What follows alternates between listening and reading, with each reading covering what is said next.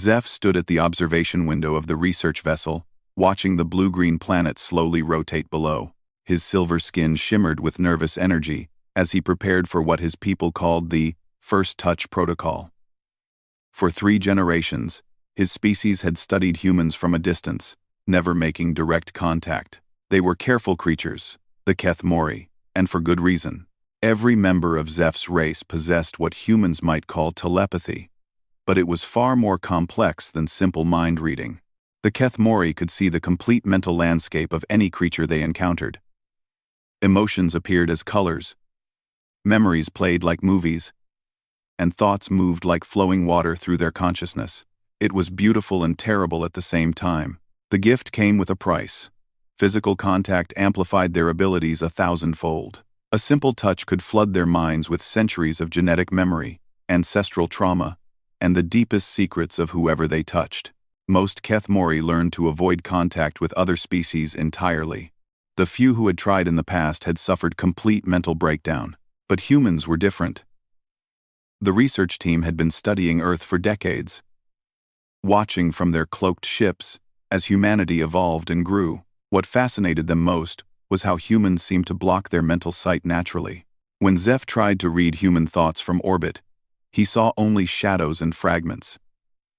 It was like looking through frosted glass. They have natural barriers, Dr. Nexera had explained during the briefing.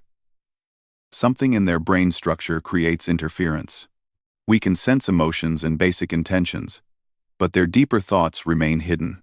This mystery had driven the Keth Mori scientific community to distraction.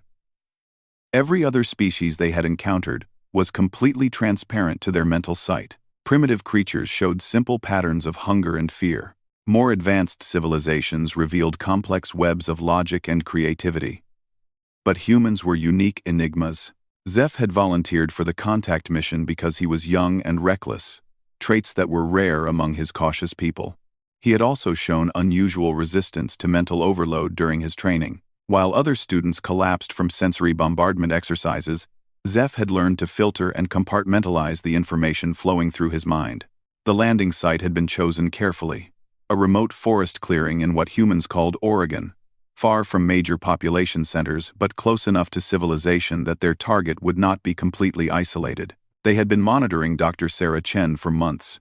She was a neurobiologist, working alone on a research grant, studying the migration patterns of local wildlife, perfect for their purposes. Sarah was exactly the type of human they needed to understand. Intelligent but not military trained. Curious but not aggressive. Isolated but not completely cut off from her society.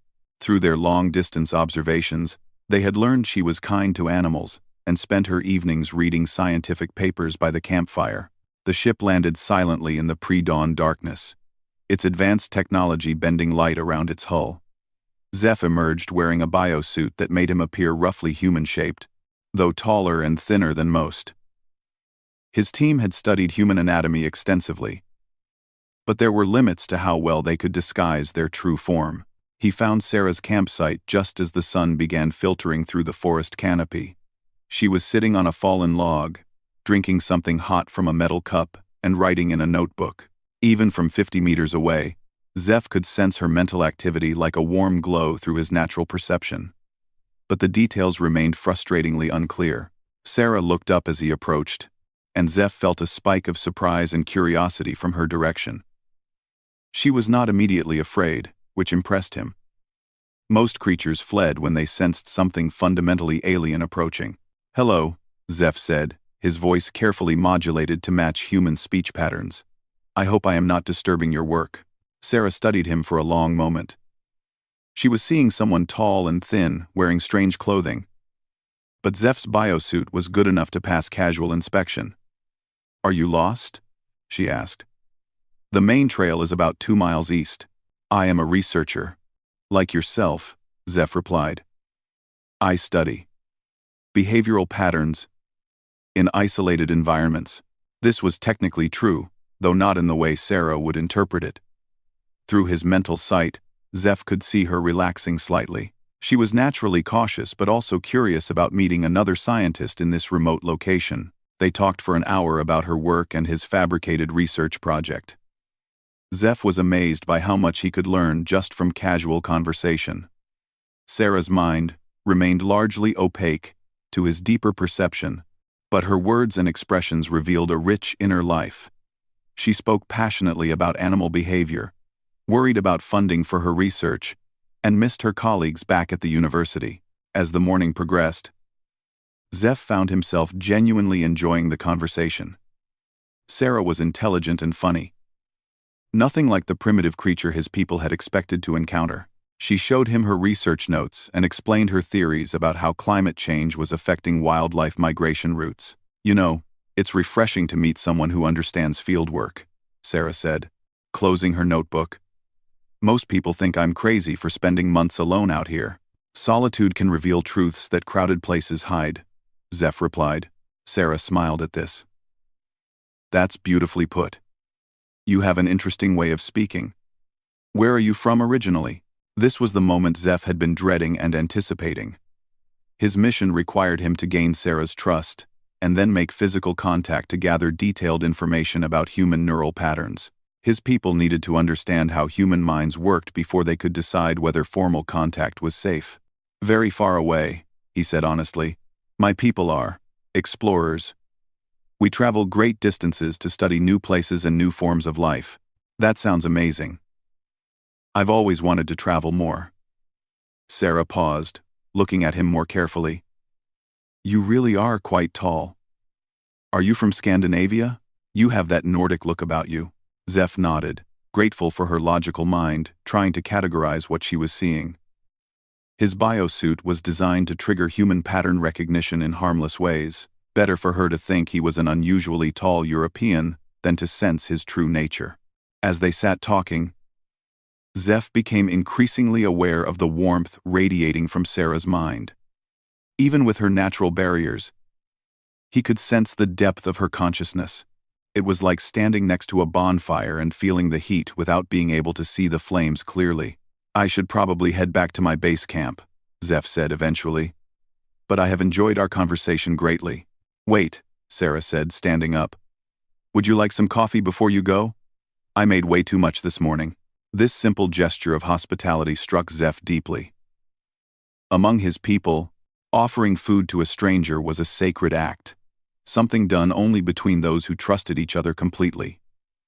Sarah was showing him kindness without knowing anything about his true nature or intentions. "That is very generous," he said. Sarah poured coffee from her thermal pot into a spare cup and held it out to him. This was the moment. Zeph knew that when their hands brushed during the transfer, his mental abilities would activate automatically. It would be brief contact, probably not enough to cause serious harm to either of them, but sufficient to gather the data his people needed. He reached for the cup, feeling the familiar tingling sensation as his nervous system prepared for contact. Sarah's hand was warm against his as their fingers touched around the metal surface. The world exploded. Instead of the controlled flood of information Zeph had expected, he was hit by something far more powerful than anything in his training. Sarah's mind was not just protected by natural barriers, it was actively connected to something vast and ancient that lived deep in human consciousness. Through the contact, Zeph suddenly experienced not just Sarah's individual thoughts and memories, but the accumulated mental heritage of her entire species. Millions of years of human evolution crashed through his awareness all at once. The development of language, the discovery of fire, the birth of art and music, and love, and loss, and hope, and terror. He felt the weight of human history pressing down on his consciousness. Wars and peace treaties. The first words spoken by children and the last words whispered by the dying. The sensation of running through tall grass and the feeling of ocean waves against bare feet. The taste of fresh bread and the scent of flowers in spring, but it was not just memories. Zeph was experiencing the fundamental nature of human consciousness itself. The way they processed reality through stories and metaphors, how they created meaning from chaos and found beauty in the most unexpected places.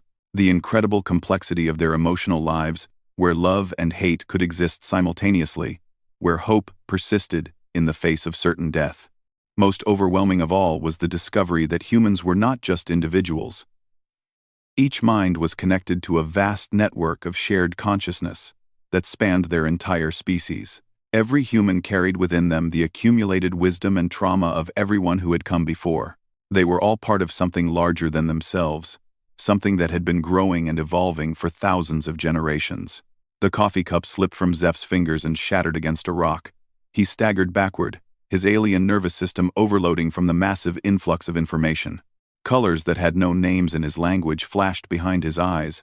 Sounds that existed only in human memory echoed through his mind. Sarah stepped toward him, concern written across her face. "Are you okay? You look pale." But Zeph could not respond.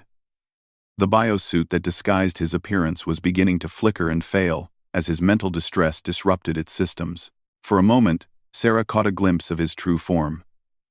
The silver skin, the elongated limbs, the large, dark eyes that saw far more than they should.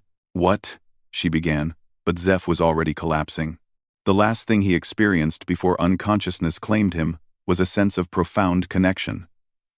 For a brief moment, he had not been a Keth Mori studying a human. He had been part of something infinitely larger and more beautiful than he had ever imagined possible. Sarah knelt beside the unconscious figure, her hands shaking as she tried to process what she had just witnessed. One moment she had been talking to a tall, pale man who seemed like an interesting fellow researcher. The next, his appearance had flickered like a broken television signal, revealing something definitely not human underneath.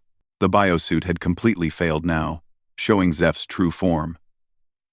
His skin was indeed silver, but not metallic. It had an organic quality, like polished stone that breathed. His limbs were longer than human proportions would allow, gracefully thin but clearly strong. Most striking were his eyes, large and completely black, like pools of deep water that reflected starlight. Sarah's scientific training kicked in, overriding her initial shock. Whatever this being was, he was clearly in distress. His breathing was rapid and shallow, and his silver skin was flickering through different shades, as if his body could not decide what color it should be. She checked for obvious injuries but found none. His pulse, when she finally located it at what would be his wrist, was erratic but strong.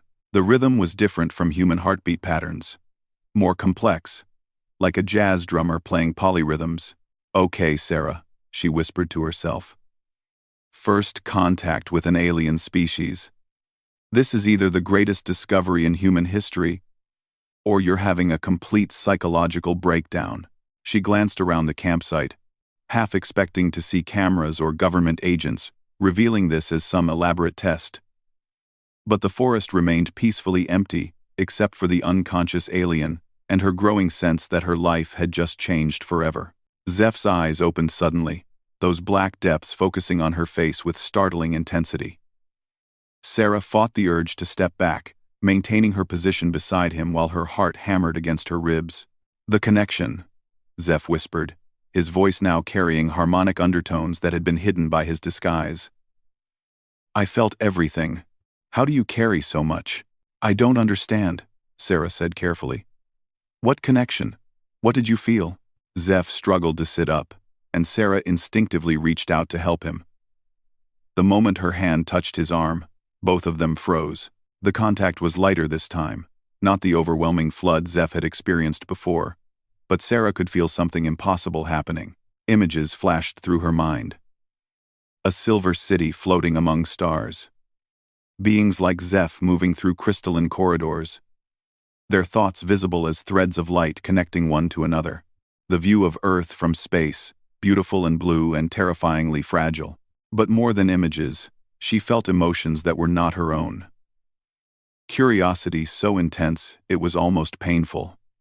Longing for understanding that spanned centuries, and underneath it all, a profound loneliness that made her want to cry. Sarah jerked her hand back, breaking the contact. "What are you?" she asked, though she was beginning to understand that the question was far more complex than she had realized. "My people call themselves Keth Mori," Zeph said, managing to sit upright. "We are explorers of consciousness. We see the inner life of all beings we encounter. It is both a gift and a curse." He paused, studying her face with those remarkable eyes. "But your species is different. You have barriers that protect your thoughts, and behind those barriers. He shook his head in wonder. I have never experienced anything like what I felt when I touched you. It felt like you were in my head, Sarah said. I saw things. Your city. Your people. That was me sharing memories with you, not reading your mind, Zeph explained. What I experienced from you was far more profound. Your species carries something we had not detected from our distant observations. He stood slowly, testing his balance. Every human mind is connected to a vast network of shared consciousness. When I touched you, I briefly became part of that network. The experience was overwhelming. Sarah stood as well, keeping a careful distance. Her scientific mind was racing with questions, but her survival instincts were warning her to be cautious. Are there more of you? Is this some kind of invasion? No invasion, Zeph assured her. We are researchers, like yourself. My people have been studying Earth for decades, trying to decide if contact would be beneficial for both our species. And what's the verdict? Sarah asked. That remains to be determined, Zeph said honestly. But what happened here changes everything. We thought humans were simply another intelligent species with unusual mental defenses. We did not realize you were part of something larger. Sarah moved to her camp chair and sat down heavily. I need to understand this. You're saying that when you touched me, you connected to all of humanity somehow? In a sense, yes. Zeph remained standing, his silver skin gradually settling into a steady, soft glow.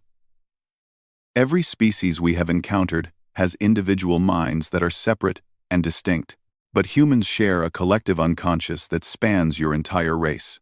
When I made contact with you, I briefly accessed that shared space. That's impossible, Sarah said automatically. Is it? Zeph tilted his head. How do you explain the way human cultures develop similar myths and symbols independently? How do you account for the fact that scientific discoveries are often made simultaneously by researchers who have never communicated? Sarah felt a chill run down her spine. These were questions that had puzzled anthropologists and psychologists for centuries. You're talking about Jung's collective unconscious. But that's just a theory. It is quite real, Zeph said. And it is far more active than your Jung imagined. Through you, I experienced the accumulated wisdom and memory of your entire species. I felt the development of human consciousness from your earliest ancestors to your current civilization. He moved closer, though he was careful not to invade her personal space. Your people are not just individuals, Dr. Chen. You are cells in a vast organism that has been growing and learning for thousands of generations. Each human life adds to the collective knowledge and experience of your species. That's a beautiful metaphor, Sarah said, but I'm not sure I buy it literally. Touch me again, Zeph said simply. Feel for yourself. Sarah hesitated. The first contact had been accidental, and the second brief and overwhelming. The idea of deliberately connecting with this alien consciousness was terrifying and fascinating in equal measure. What will happen? She asked. I will show you what I experienced, Zeph said. You will see your species as I see it now. But I warn you, the revelation may be difficult to process. Sarah looked at his outstretched hand. Every rational part of her mind screamed that this was dangerous, that she should run back to civilization and report this encounter to the authorities. But her scientist's curiosity was stronger than her fear. She reached out and took his hand. This time, the connection was controlled. Zeph guided her consciousness gently into the shared space he had discovered. Sarah felt her individual awareness expand, touching the edges of something vast and luminous that existed just below the surface of normal human consciousness. She saw the network Zeph had described. Billions of minds connected by invisible threads of shared experience and inherited memory. Every human who had ever lived had contributed to this collective pool of consciousness. Artists and scientists, parents and children, lovers and fighters, all adding their unique perspectives to the growing tapestry of human awareness. Through Zeph's perception, Sarah experienced moments from across human history. She felt the wonder of the first human to see fire, the grief of a mother losing a child in ancient Egypt, the joy of a composer hearing a new melody in 18th century Vienna. But more than individual experiences, she felt the slow, steady growth of human understanding itself. Language developing from grunts to poetry. Mathematics evolving from counting sheep to exploring the cosmos. Philosophy growing from simple questions about existence to complex explorations of meaning and purpose. Each generation building on the work of those who came before, adding new layers to the collective human understanding of reality. This is what overwhelmed me. Zeph's voice whispered in her mind. Your species is not just intelligent. You are part of an evolving collective consciousness that has been developing for millennia. Each individual human carries within them the accumulated wisdom of your entire race. Sarah felt tears streaming down her face as the full implications hit her. Every person she had ever met, every stranger on the street, every historical figure she had read about, they were all part of this vast, interconnected consciousness. Humanity was not just a collection of individuals struggling alone in the universe. They were cells in a vast organism that was slowly awakening to its own existence. Why can't we feel this normally? She asked. Because your individual minds would be overwhelmed. Just as mine was, Zeph explained. The barriers that protect your thoughts also limit your access to the collective consciousness. It operates mostly below the threshold of awareness, influencing your dreams and intuitions and moments of inspiration. But you can access it directly because of your abilities? Yes. Though not without great cost. My nervous system was not designed to handle the volume and complexity of human collective consciousness. What I experienced through you would have taken me years to process properly. Sarah felt the connection beginning to fade as Zeph gently pulled back from the shared space. When she opened her eyes, she was sitting in her camp chair again.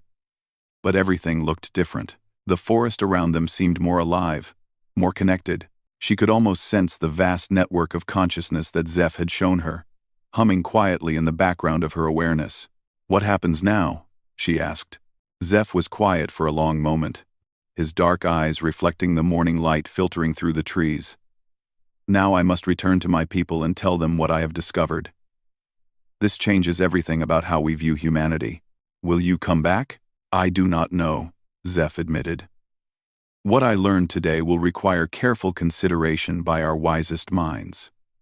The decision about whether to make formal contact with humanity is far more complex than we realized. Sarah stood and walked to the edge of her campsite, looking out at the forest that was her temporary home. If you do decide to make contact, I hope you remember this conversation. Not all humans will react as calmly as I have. I will remember everything about this encounter, Zeph said softly. Meeting you has been enlightening in ways I could never have anticipated.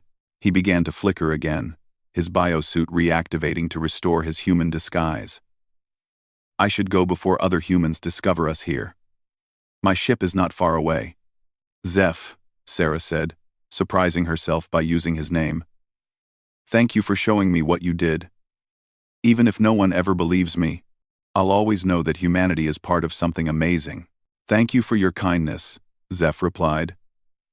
And for not fleeing when you saw my true appearance. Your species' capacity for curiosity and acceptance gives me hope for our future interactions. As he walked away through the trees, Sarah felt a profound sense of loss. For a brief time, she had experienced the ultimate connection, not just with an alien consciousness, but with the entire history and future potential of her own species. Now she was alone again, but with the knowledge that she was never truly alone. 3 weeks after the encounter, Zeph stood before the Council of Minds on the Keth-Mori homeworld.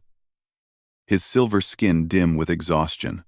The massive crystalline chamber amplified the thoughts and emotions of the 12 council members, creating a symphony of consciousness that would have overwhelmed most beings.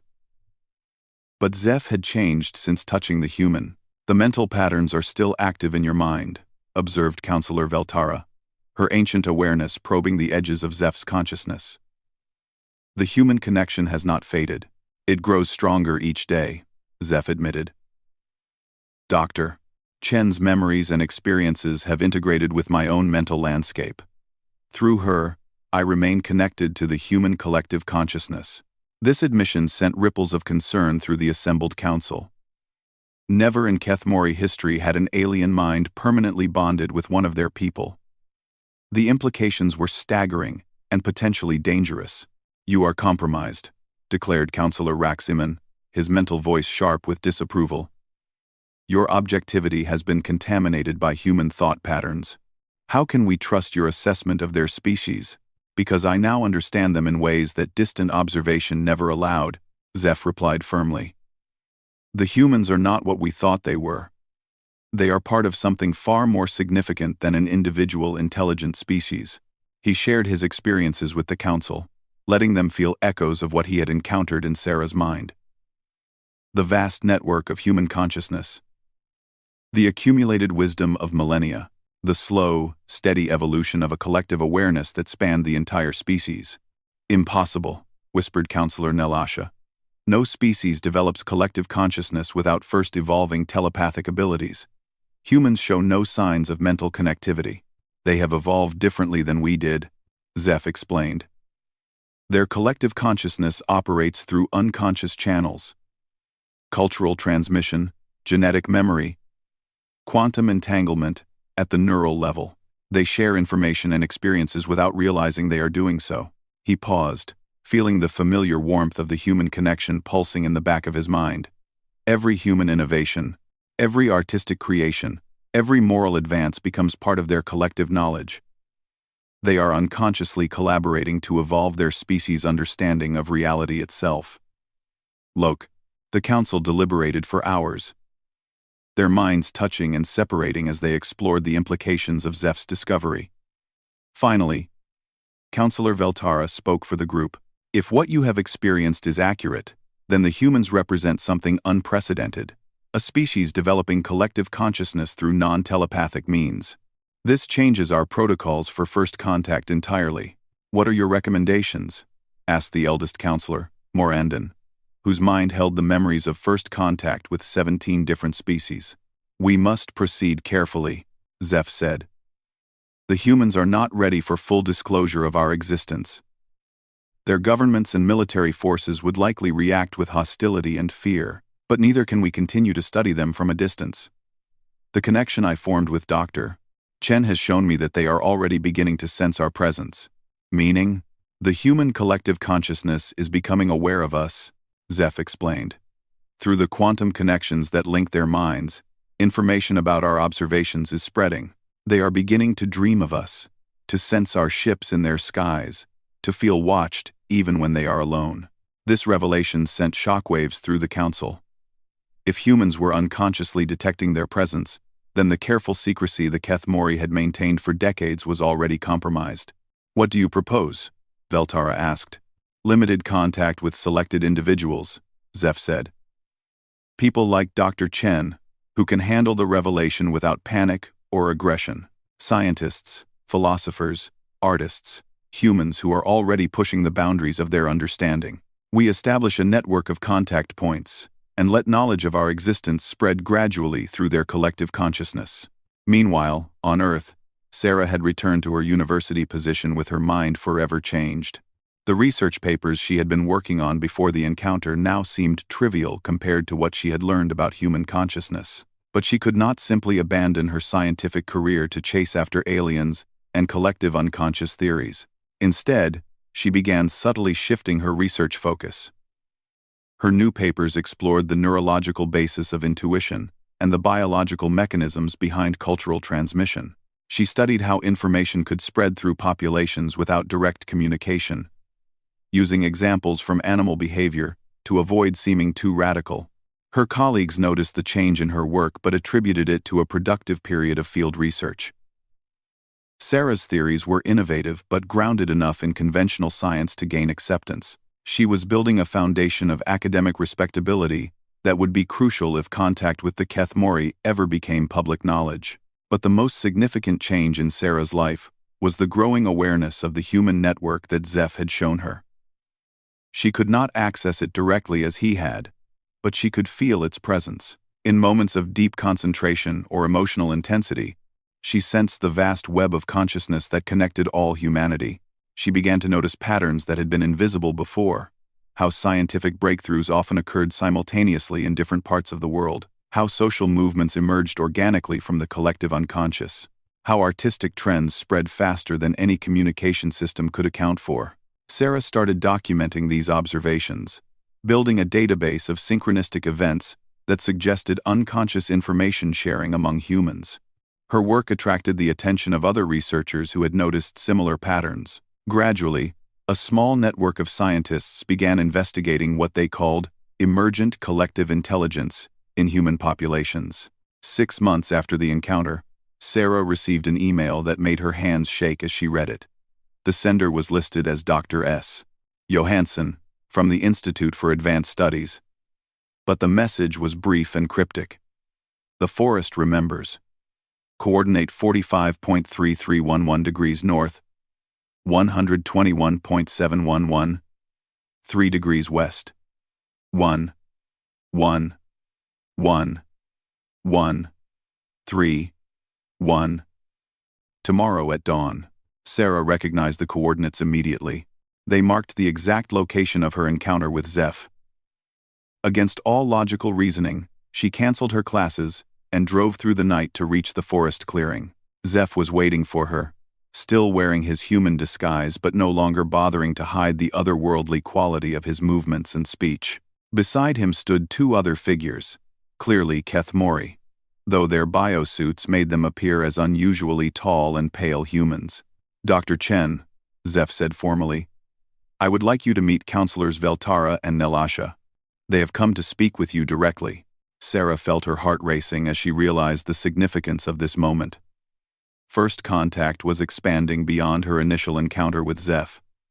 Counselors. It's an honor to meet you. The honor is ours, Veltara replied, her voice carrying the same harmonic undertones as Zeph's. Your species continues to surprise us with your capacity for adaptation and understanding. Zeph tells us you have been studying the collective consciousness phenomenon since your first contact, Nelasha added. Your research aligns remarkably well with our own observations. I've been trying to understand what he showed me, Sarah admitted. The idea that humanity is part of a connected consciousness network explains so many things that conventional psychology and sociology cannot account for. We believe the time has come to begin preparing humanity for broader contact, Veltara said. But this must be done carefully, working with individuals who can help their species understand what we have learned about your collective nature. What are you asking me to do? Sarah asked. Become a bridge, Zeph said. Help us identify other humans who are ready for contact. Scientists, thinkers, leaders who can handle the truth about their species, and help prepare humanity for what is coming. What is coming? The 3 Keth Mori exchanged glances that somehow conveyed volumes of information between them. Your collective consciousness is evolving, Nelasha explained. The network that has operated unconsciously for millennia is beginning to approach the threshold of awareness. Within a generation, possibly less, humans will begin to consciously access their collective knowledge. When that happens, Veltara continued, your species will face a choice. You can embrace your collective nature and join the community of conscious species that exists in this galaxy, or you can reject it and risk fragmenting your civilization as individual minds struggle with the overwhelming presence of shared consciousness. Sarah felt the weight of the moment pressing down on her. They were asking her to help guide humanity through the most important transition in the species' history. How many others like me are you planning to contact? As many as necessary, Zeph said. We will move slowly, building a network of aware humans who can serve as guides and teachers when the time comes for general revelation. Sarah looked around the forest, clearing where her life had changed forever. The morning sun was filtering through the trees exactly as it had on that first day. But everything was different now. She was being offered a role in the next phase of human evolution. I'll help, she said simply. We hoped you would say that. Veltara replied, with what Sarah could swear was a smile, though it was hard to tell through the biosuit disguise. Over the following months, Sarah became part of a carefully orchestrated first contact program. She helped identify potential candidates for contact and provided insights into human psychology that helped the Keth Mori approach each new individual appropriately. The network grew slowly but steadily. A neuroscientist in Tokyo, a philosopher in Berlin, an artist in Sao Paulo, a tribal elder in Australia. Each contact was unique, tailored to the individual's background and worldview. But all shared the same revelation, that humanity was part of something larger and more magnificent than they had ever imagined. The selected humans began subtly preparing their respective fields for concepts that would soon become unavoidable realities. As the secret network expanded, Sarah often thought about that moment when she had first touched Zeph's hand and felt her consciousness explode into connection with all of human experience. She had been forever changed by that contact, but she was beginning to understand that the change was not unique to her. Humanity was waking up. The collective consciousness that had guided their species unconsciously for thousands of years was approaching the moment when it would become consciously accessible to every human mind. The Kethmori were not creating this transformation.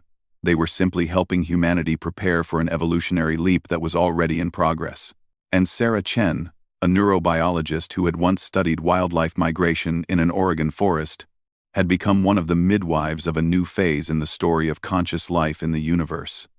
The mental-seer alien who had dared to touch her hand had opened a door that could never be closed. Behind that door lay the future of both their species, connected forever by the courage of individuals who had chosen understanding over fear. The forest clearing where it all began remained unchanged, but it had become a sacred place where two forms of consciousness had first learned to see each other clearly. And in the quantum network that connected all human minds, the memory of that first contact continued to spread, preparing humanity for the day when they would consciously join the vast community of aware beings that filled the cosmos.